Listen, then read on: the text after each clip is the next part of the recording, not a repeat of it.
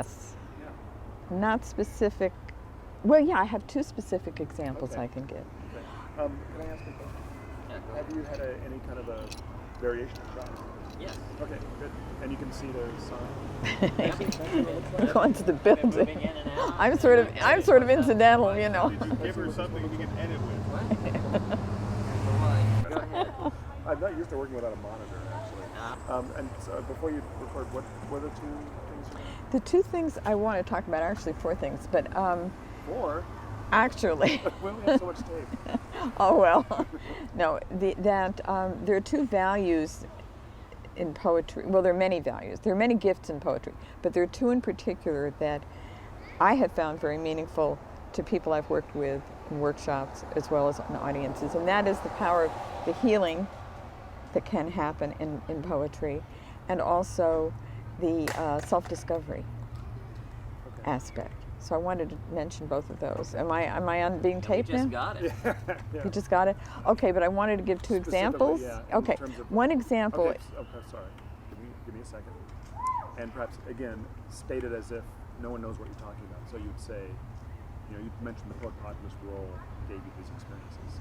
Okay, now as poet populist, I was also invited to lead some workshops at Cancer Lifeline.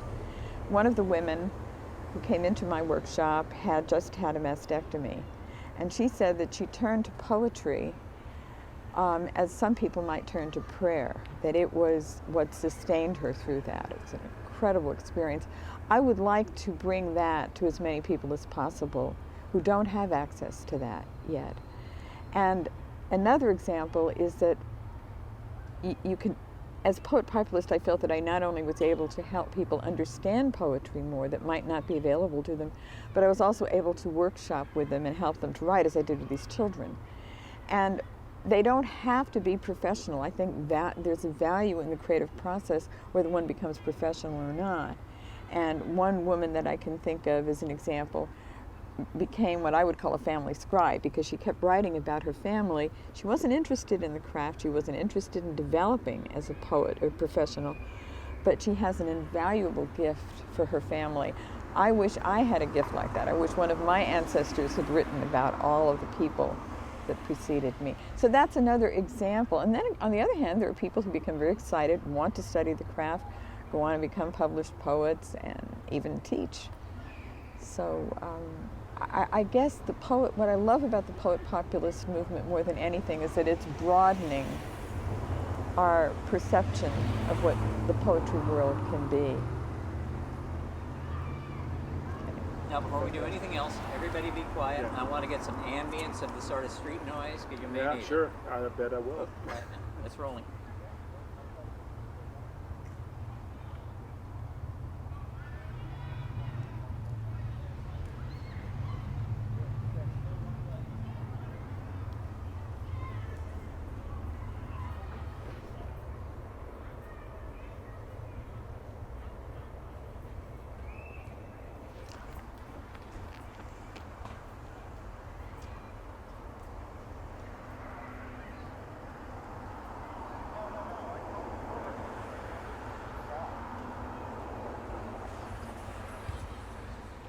Perfect. So, the main objective of calling people cockroaches was to dehumanize them. Good, the cemetery grass could be a kiss. So it's got that really nice sense of rhythm. Long and smelling good, the cemetery grass could be a kiss. It's pretty good. Okay. First, let's start off by talking about how this program, how this program entered your world and what you think of it, what you thought of it when you first heard of it. And you need to kind of say the Poet Populist program. Right. I first heard about the Poet Populist program maybe 2 years ago. We at Hugo House, let me say that again. I first heard about Give us a little pause there. I first heard about the Poet Populist program maybe 2 years ago.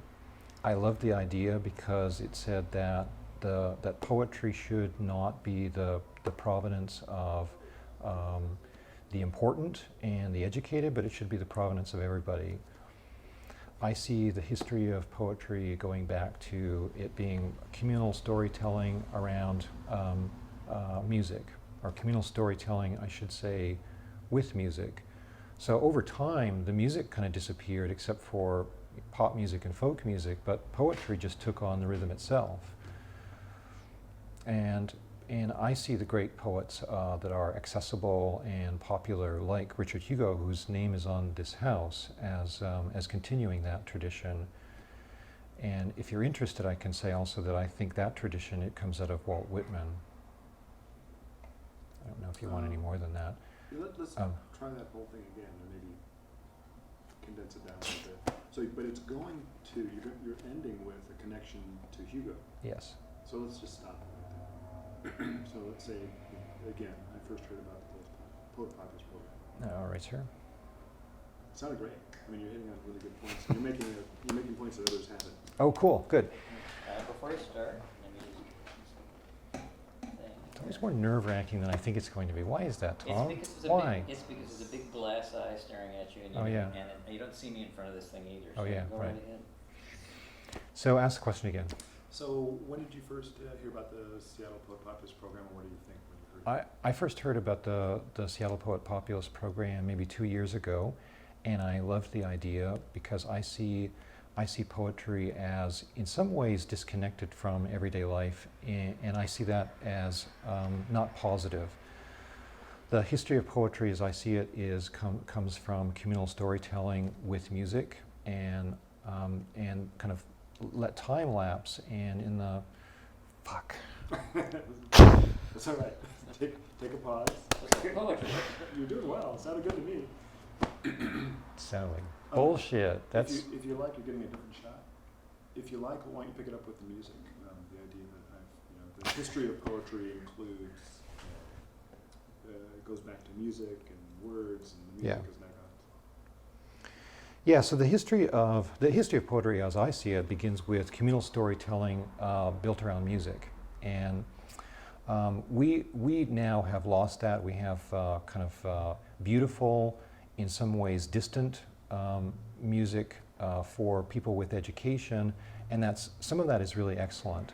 And on the other hand, we also need the tradition coming out of Walt Whitman and Philip Levine, and in fact Richard Hugo, whose name is on this house, who carry a message of plain speech and lyrical outburst.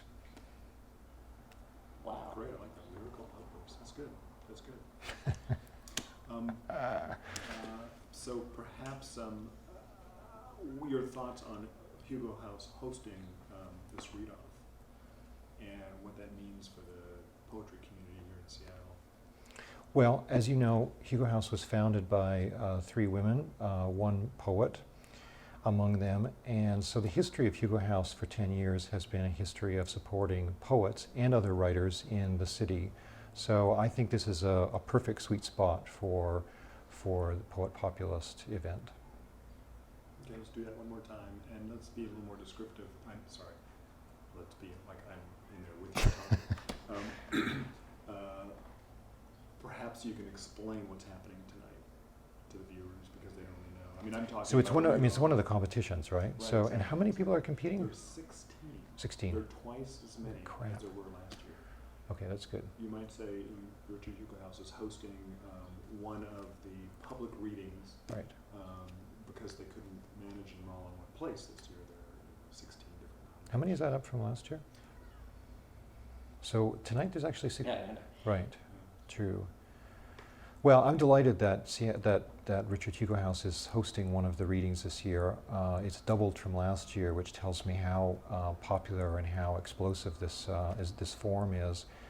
The history of Hugo House, of course, dates back 10 years, and we were founded by at least 1 poet, and for 10 years we've supported poetry. For 10 years we've supported poetry in the city, as well as other writing forms. Don't you just hate it when it just sort of runs out, just peters out, and it's like you had this great idea, how are you going to put an exclamation point on it? Multi-poet readings here at Hugo House, or is it mostly selected poets that read? We have every year events about 3 nights a week. Let me say that again. Every year we have events about 3 nights a week. We have about 50 co-sponsorships a year with other organizations and individuals, much of which is built around poetry in some way, poetry performance. And one of the things that I love about our stage downstairs and how it fits with the Poet Populist program is that it's a perfect venue for performance. There's light, there's sound, and people have intimacy, and audiences have access to poets, and poets have access to their audience here too. So I think it's really exciting that one of the 2 major events this year for the competition is sited at the house, and I'm really thrilled that the program itself is exploding. It's great. Something I'm just thinking about as an ED, as an executive director of a literary arts organization. What if you were to imagine that you're talking to either your peer in some other city or some gatekeeper who's trying to figure out how they're going to institute a Poet Populist program in their city. Perhaps you can talk about the utility or the practicality or the benefits of having a literary organization that's as well known as Richard Hugo House that kind of embrace the program and offer it itself as a venue. But I'm assuming that what that means is that you're tied in already to a whole community of people who are literary savvy and they're looking for leadership sort of from places like Hugo House. What would I say to that, actually?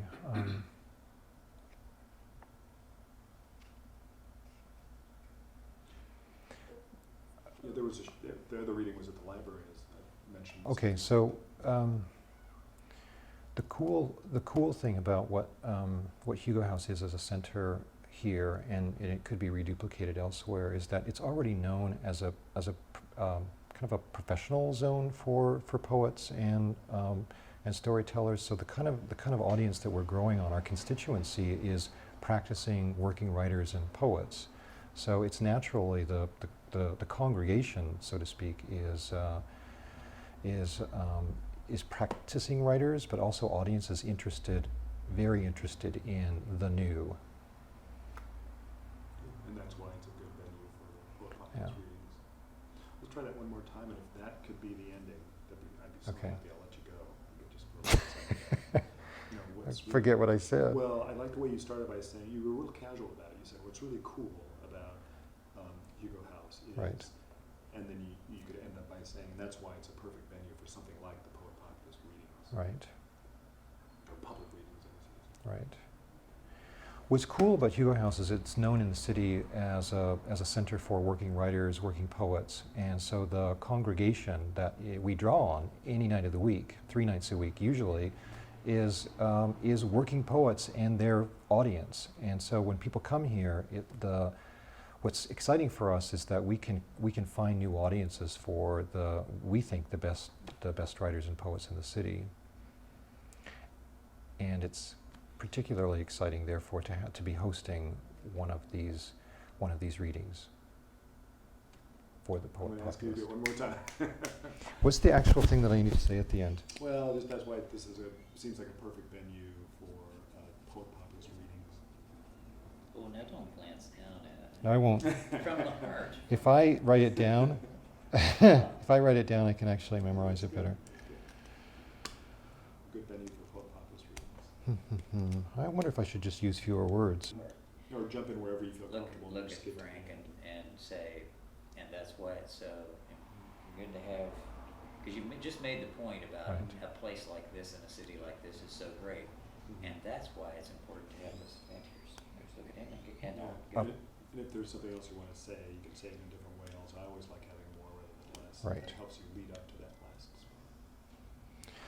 What's cool about Hugo House is that we're already known as a place where working writers and poets come to hone their art and their craft, and we love to be the place where those writers find new audiences, and that's why I think it's a perfect venue for the Poet Populist competition. Fantastic. Do you sometimes watch wrestling? Okay. And You want a white balance or not? no. No, Thanks. okay. Are you seeing the books back there, Tom? Yep. You don't want a special on that? Say what, where? You don't want a special on that? No, I can tell their books with it. And, okay. It's a curse and blessing. Okay, now you gotta talk, and you're not Blah. gonna look at your notes, of course. No, no, no, no, no. Okay. But if you want a break, just pause, give me a little out, Okay, and then say okay. whatever Yeah, you my want. notes are probably useless from what you just told me, but anyway, go on. And my little thing is that I'll go like this if I want you to stop, kind of bring it to an end. Okay, I should look at you, Oh, essentially look at your me. eyes, Don't okay. look at me, don't look at my hands. Should I look at the camera, make funny faces? Don't look at the You camera. sure? Try I to could let do your this. eyes dart over the camera, which they tend to do sometimes. I mean, not you personally, but just in general. That's right, And, okay. that's right. People jump in their chairs when you do that. That's So, right. Was it Wolfowitz that did the thing with? oh my God, that was hilarious. Do you see that footage, Tom? No. Okay, so we are going to talk. We're not burning about tape. Wolfowitz, but we're going to talk about the Poet Populist, and we're going to talk about it in two ways. One is kind of the personal perspective that you have on it, your thoughts about it, your experiences, and then how you see it fitting into maybe WPA or whatever organization or just context you'd like, in a global sense. So let's start with the personal, actually, since I think it will be easier to talk about that. When did you first find out about the Poet Populist program, and what did you think of it, and how has your thought about that sort of morphed over time? And if you could let everyone know what you're talking about by saying, I first heard about the Poet Populist Sure. program, blah, blah, blah. Yep. So whenever you're ready. I first heard about the Poet Populist program probably when Bart Baxter was going to do a reading, and I hadn't heard anything about it before then, and he explained, that there was this Poet Populist, and I said, what is that, and he explained what it was, but it wasn't going on anymore. You had taken a couple of years off. And then after I was involved with the Wordsworth and heard that something was going on with it, I kind of got late notice that it was happening. I think that first year everybody got late notice when it was happening. So we were all kind of rushing around trying to get all of the paperwork done and all that stuff. And I was working with the Washington Poets Association, and I think the little poetry readings that I do with Take a Poem from Your Heart. And so we, between the two organizations, got a couple of people nominated for it and all that, and it was wonderful. And anything, I think, that gets poetry out there and more accessible as possible to people, because there was a whole movement back in the 1920s and 30s that kind of took it away from the people and put it back on the page and made it very academic. And so, and its actual tradition is more oral. And then, and I'm not a huge fan of slam, which is certainly oral and, of the people. And so somehow to bridge everything together, and that's what I thought the Poet Populist contest might do. So I really enjoyed, hearing about it and being, in the background part of kind of cheering it on from the sidelines, if you will, and whatever. So I just thought it was great. And then to tie it into a political process, I think is really wonderful myself, because as I mentioned, it is of the people, so why not have, even though it's going to be flawed, it's not going to be perfect, but why not have, people kind of decide, even if it's a little too much of a popularity contest, who cares? You get the poets out there, you get the poetry to the people, and, if it errs in the side of, somebody who's more popular because they have a following or whatever, what's going to happen the next year? It's going to maybe go over the other way. And so it'll straighten itself out one way or another. One year you might have, and I'm not going to use names, but one year you might have a, someone who's more or less known for slam poetry or something else, and then another year you're going to have someone that's more of a, older form poet or something else like that. I mean, you couldn't get it any better than that. So I just love it for that reason. Wow, that was good. That's a lot of good. stuff. Really? Or at least qualify the political process by, that people are actually voting for these poets. You want to do a piece of it then? He switched Yeah, sides. we could just Okay, do that- good. do that Yeah, little because I chunk. can't repeat all that. Yeah, I was totally winging it. Yeah, that's one of the things. And there was something else that popped out at me, but I forgot my election thing. I'll think of it again. And I saw his eyes sparkle when I said political process, by the way. So They did. yeah, you like this shit, don't you?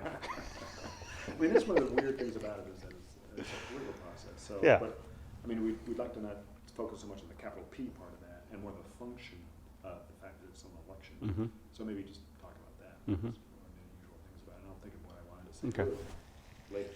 Okay, start me out. How do you want to drop it in, if you dropped it in? Perhaps one of the, I mean, you're talking pretty casually, and I like that. One of the weird things about this program is Okay. that it's got this political element to it, where people, vote, whatever, however you want to describe it. But I mean, I think it's already established. Okay, Talk about good, Poet okay, Populist, good, so- okay, got it. But maybe just starting by saying, one of the odd things or unusual, whatever you want to say, whenever you're ready. One of the unique things I think about the Poet Populist and how it all comes together is the fact that everybody who lives in Seattle can vote on it.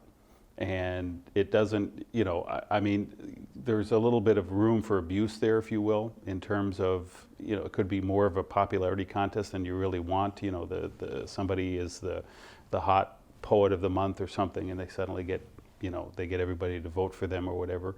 But if the wrong person should win, and I doubt that there is a wrong person, but if the wrong person should win one year, then, the pendulum will come back the other way, because enough people will say, well, that person should never have won or whatever. Why don't they choose a good poet? Da, da, da. So then they'll do the same thing the next year, almost in response, or we would hope they would do something like that. And it kind of has worked out that way, hasn't it, with the contest, where you have somebody who's pretty cultural, street level, and then somebody who's more of an academic poet or something like that. It's kind of neat the way it bounces back and forth, I think, anyway, from what I've seen. Good. Great. Close enough? And I'd like Good enough for cable? It's good enough for cable. No, but I'll do my best anyway, just because you want it. You were saying that you were introduced to it by Bart, and people will have Oh, yeah. known Bart also was interviewed. Okay. And, hopefully it'll be before you or after you or whatever. Yeah. Was he the first one? No, he was the 2000. He was the Second or third well, one? He was the Tara second- Hardy, right? He was the. You flunked. Yeah. Remember this, Tom? Did you get this on tape, Tom? Just the first one. Okay. It's been so long. He's never returned my calls. So I'd like your whatever it was that you had said. There was, Okay. I can't remember specifically. You talked about how there's this. I don't know if you said. I don't think you said history, but. I probably did. Okay. You want me to talk about the oral tradition of poetry Yeah, versus yeah, the I academic? think you Okay, talked I about got it. tradition, Okay. that's right. That was one of the words Yeah, that do you need me to mention Bart in that too somewhere? No, not necessarily. No, it's just I think it was after you Yeah. mentioning that you were Okay. introduced to it through Yep. him that you mentioned something Okay. about. So I'll say it a different way so you might be able to use Sure. it somewhere else. Sure. Okay. Let me think for a sec.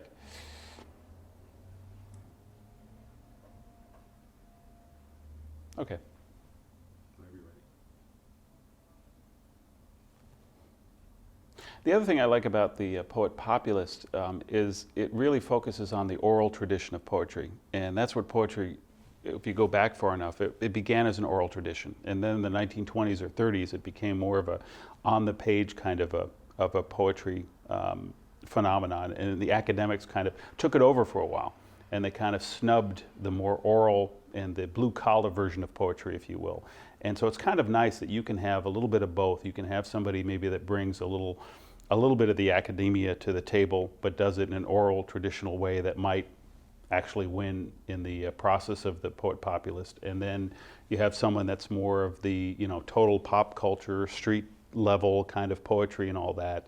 And then a good example, because I mentioned him earlier, is Bart Baxter, who, kind of came from one part and then has kind of, we've watched him grown up, if you will. His poetry has become even more formalized as he grew older. So he has a little bit of the past, and he likes to have fun on stage, as everybody knows. And then he does the sonnets and almost a formal, almost a formal poet, if you will. So I enjoy that about that.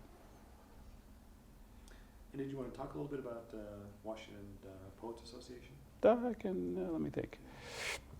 Go ahead. Camera roll. Thanks. So I think one of the areas that the Poet Populist process can improve is in more getting the word out earlier when it happens, because something happened to me this last year. I guess they had sent me one email about the nomination process, coming up, and you have a month or, 2 days or whatever, 24 hours. I'm kidding. But you have a short period of time to nominate for your organization who you'd like to see as the Poet Populist. In the past, I guess I got the email on time, I saw it, I was able to respond to it, and the various organizations, either WPA or Penn or Take a Poem from Your Heart, or the different places that I had nominate poets that I thought would be a good mix for the contest or whatever. This year, the email, I never saw it, so maybe it went into my spam box or it went someplace else, and then I've been so busy and everything else, and I didn't get a phone call, nobody sent me flowers, no wine, no dinner, no nothing, So not to be too negative about it, because I feel you know, a little bit like, yikes, I was left out of the process. But so maybe that could be done a little bit better in the future. Okay. We can fix that. So, you know, what happens when, you know, the administration or the program, you know, outreach fails to reach everyone? If it's an election. I mean, you know, Exactly. they're taking over, so. So is there a way for you to talk about that? No, but we'll figure it out anyway. What the hell? Okay, you're rolling? Yep. Well, you know, the Poet Populist, it's such an ambitious program, and I assume that there's, you know, tons of financing and money for it, so that, you know, you have no problems as far as, you know, just reaching into the deep pockets you have and pulling out all the cash you need to, like, put billboards out there and have full page ads in all the, you know, metropolitan newspapers. And no, seriously, of course you guys don't have any, you know, it's a grassroots kind of a program. Even if it comes out of a, say, city office or whatever, it's still grassroots, and it still requires people to just kind of roll up their sleeves and mainly volunteer. And you kind of have to live with what you get in terms of the volunteer world. So one of the things is maybe to do a playbook or something for anybody that's working on this, so that they have a series of procedures so that they can go through and figure out the best way to do that. And one of it is to allow a little bit more planning on the setting up side, so that you can contact the organizations, the people who have the literary organizations that are in your cities. And this city, we're lucky enough in Seattle to have lots of them, but you know, some cities they may not have as many. You may have to go a little bit further out to get some help. And then there's ad hoc agencies that maybe you should consider. You know, they may not formally be set up as a nonprofit, but they're a group, you know, a reading group, a reading circle, somebody like that, and they've been around long enough that, you know, they kind of qualify as someone who might be able to nominate someone for, you know, a poet populist type position or something. So something like that maybe could be done, so that people have plenty of time, and they're contacted 1 or 2 or 3 times in advance of when the nominations should take place. So something like that would be really good. Great, let's restate that, and rather than the playbook reference, I think perhaps just focus, or saying something to the effect of, when you're when you're here, you can maybe, so, you know, it's really important to get out there and make sure. Oh, why not? Well, you already did the name. You're just no fun, Frank. And, Yep. whenever you're ready. What am I here to do? Okay, help, start me out. When planning a program like this. I think when you put together a program such as the Poet Populist program, it's remarkably ambitious, and you may not realize it when you're first starting out how ambitious it is. So I think it's good to have a lot of different people on board, and to really take the time to figure out what literary organizations, whether or not they're, say, the nonprofits that everybody's heard of, or people that operate out of the library, or even small reading circles and reading groups and all that, and, you know, just really figure out where the, you know, some of the people who are out there in the literary scene and contributing to it, where they come from and all that, and take the time to contact them and to do a little extra pre-planning, if you will. There's been examples in Seattle has tons of riches in terms of literary organizations and resources and different people like that. Not that they have money, but on paper they have resources. And being able to contact a lot of the literary sources, I think, is vital to the program. And the problem might also come, you don't want to leave anybody out. You want to give everybody equal chance to, you know, you don't want to, say, be overly kind to one organization, but you also don't want to forget. And inevitably, there's going to be some, you know, nothing's going to work perfect. But, you know, you just want to take the time to try to be as thorough and as correct as you can in terms of making sure that you contact all of the people and give them enough of an opportunity to respond. Great. Generic enough? Yeah, that's good. Thank you. That was too political for me. I knew Frank Too like sanitized. that. Too, ugh. Did you want to say anything about Penn, Washington? Sure, I can say something about Penn, Washington. How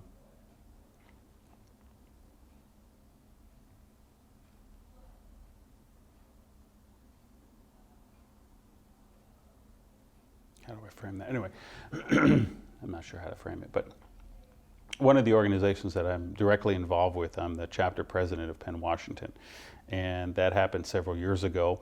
And Penn, Washington has been around since the 1920s, and it's an international organization. And one of the things that I'm very proud of what we do is we have the Freedom to Write program, which is what it's called in this country, and overseas it's called the Writers in Prison.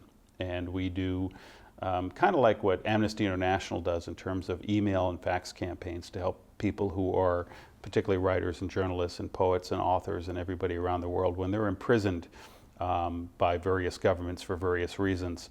We kind of let everyone know by turning the light on, not necessarily commenting on it politically, but just through faxes and emails and letters and everything else, letting them know that something has happened, and is this important enough that you want the whole world to kind of be watching and know what happens. And surprisingly, I don't know what the percentage is, maybe it's 30, 40%, but it's pretty impressive. They just say, you know, it's not worth having an international incident over it, and they let the guy go. And that kind of work is kind of, you can't stress how important some of that work is. We take a lot of the things in this country for granted in terms of rights and all that, and there's ways that they're taken away even in this country, but it's not usually where people are just snabbed off the street or something like that, but that happens. And so I'm very proud of the work that I do in terms of Penn, Washington, and glad that in the past, Penn, Washington has been able to be, you know, part of the Poet Populist, process. And what I think personally from an organization, I just hit on something that I should. Okay, want to take it? Boom, boom, boom, boom. Yeah. Maybe you're right. Another great thing that the Poet Populist program does is it also gives a little bit of publicity to the organizations that sponsor the poets. So that, like, I'm the president of Penn, Washington, and we do. That again? You should your mic when you. So. Get it out. Good call. But, So, God, I was on a good roll, you but were yeah, on a good no. roll. So anyway, start me up, yeah. Yeah. So, okay, you just made a connection between. Yeah, Okay. okay. Another great thing about the Poet Populist program is that it publicizes the sponsors of the poets. In other words, the organizations that say not sponsor the poet, but have blah, blah, blah, blah. Yeah, the nominators. Yeah. Yeah. And you can also say candidates. You can mention that it's an election if you like. You haven't said the word election yet, or candidates. So. Is Nick running for mayor? Nick, you should run for mayor. It's a non sequitur. Focus. Oh, sorry. I'm clearing the palate. Sorry about your ears, Tom. No, that's okay. Another good thing about the Poet Populist elections and the Poet Populist process is that the people that nominate the poets become also known through the process. So it might give them a little bit of publicity, and in a lot of cases that's a wonderful thing. So you get to know that there's these other organizations around, whether they be literary journals that maybe you were a little bit out of the loop and you didn't hear about, or other organizations you didn't even realize were around, or, you know, in my case, I've been president of Penn, Washington, the Washington chapter of Penn, and getting a little bit of extra publicity for Penn, Washington, and the work that we do through the Freedom to Write program, which is, you know, pretty well known, and but we can always use extra people to come and volunteer and help and be part of that program as well. So that's another thing that I'm very glad that the Poet Populist does, is it, you know, allows people to get to know the sponsoring organizations. Right on. Yeah, dude. That's great. Is that edible? Do you need me to say it? Do you want me to say it? All I right. want you to say it. Say that. Fine.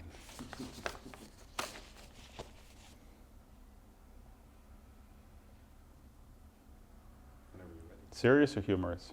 No, serious, of course. Bastard. You can do serious. I know you can. You're a financial advisor. Oh, thanks. So another wonderful aspect of the Poet Populist is that it brings poets to audiences and audiences to poets. And it may establish a new venue, or like at the library readings where people come to the library readings and maybe someone says, oh, this will be great, this is legitimate because, you know, it's a Poet Populist contest. It comes out of the city councilman's office. It, you know, it has a real legitimate organization sponsoring it, and there's a little bit of a game to it in terms of the Poet Populist. And so, you know, and that's what I love about it, because anything that brings poetry to more people, okay, and I don't care if it's even bad poetry, okay, eventually they'll figure out what good poetry and bad poetry is to them. So the more exposure they have to it, especially nowadays with so many distractions, the better it is for everybody. I love it. I love it. Frank is, you know, sometimes he's like Simon Cowell. He really pisses the hell out of us. Times, you know, it's very. In terms of the global view, slams versus Poet Populist, because Sure. maybe there's some similarity in terms of the read-offs that are happening. We can. I don't know. I'll give Yeah. you my perspective on that for sure. Great, great. Yeah. Did you want to start off perhaps talking about how you first heard about the program and, you know, your involvement and what it means to you as a candidate? Definitely. Okay. Well, I heard about the Poet Populist program actually back in just a couple years ago when Pesha was the one who was elected. I had some friends who were nominated, and it seemed to me just to be a really cool way to bring together all sorts of literary organizations in the city, because I know something that happens often is people who are involved in a certain organization perhaps only get audiences who come to that organization's events, and so I thought the populist idea was a nice way to get the audiences to be more diverse, to have the literary groups kind of, you know, mingle their focus. But this year, my group chose to nominate me, and I was honored, and I was also excited at the chance to really bring youth into the focus of the Poet Populist competition. Personally, I feel that a Poet Populist should definitely represent the issues and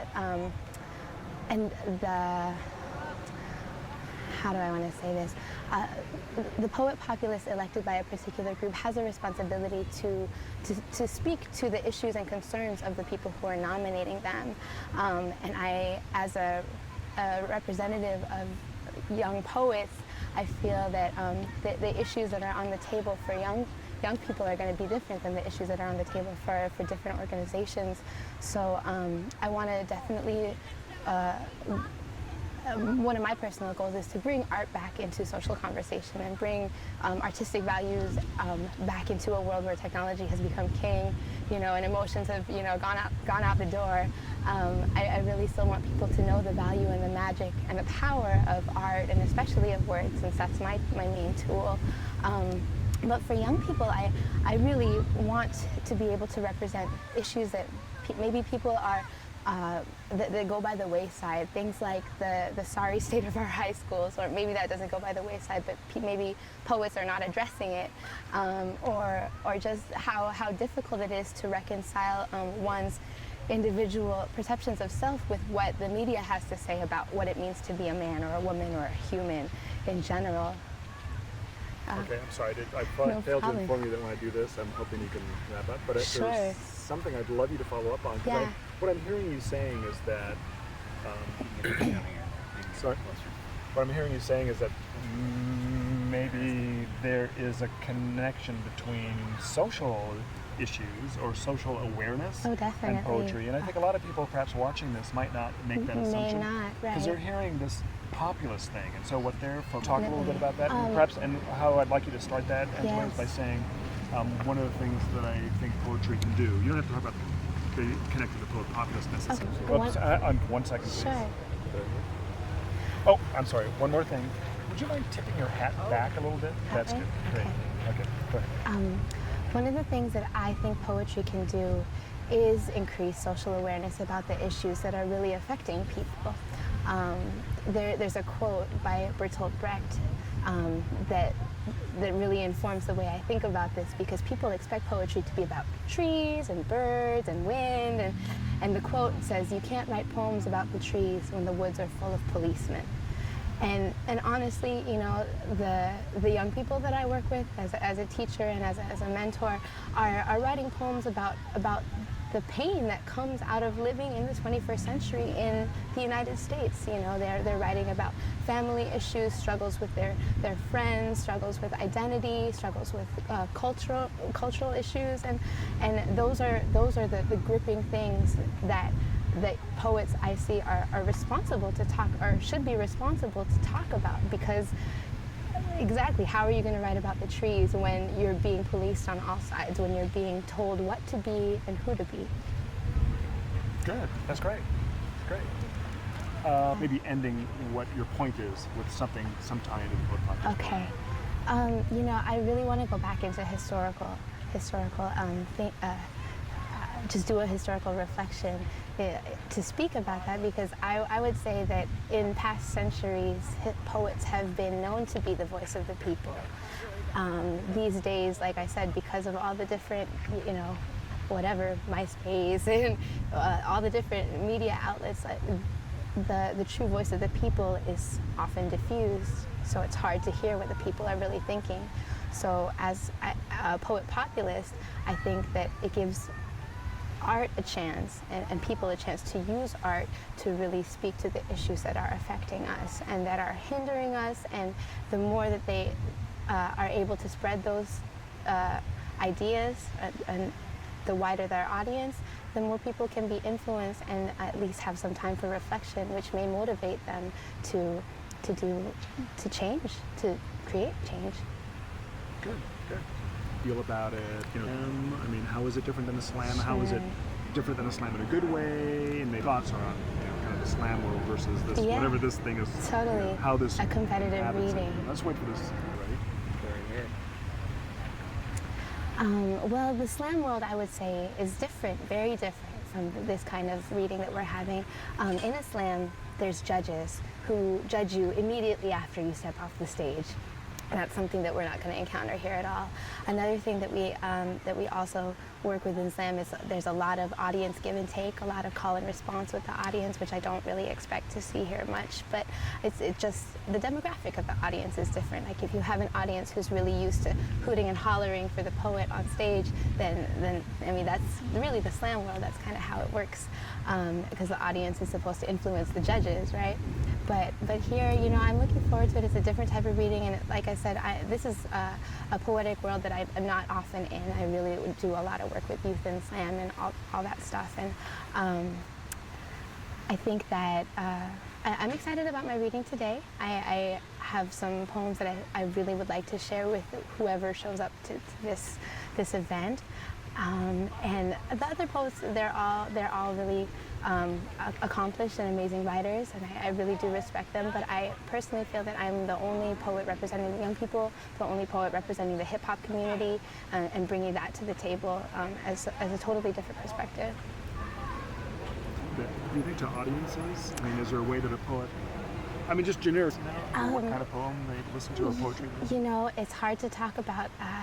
It's hard to talk for all youth, because there are some youth who have been exposed to poetry, and also this modern cutting-edge kind of slam poetry that has influenced their ideas, may or may not have influenced their ideas, because there are times when I walk into a classroom of young people who still believe poetry's dead, you know, but after a few weeks of working with them, you can get them to understand that poetry is alive, but it's just taken on new forms.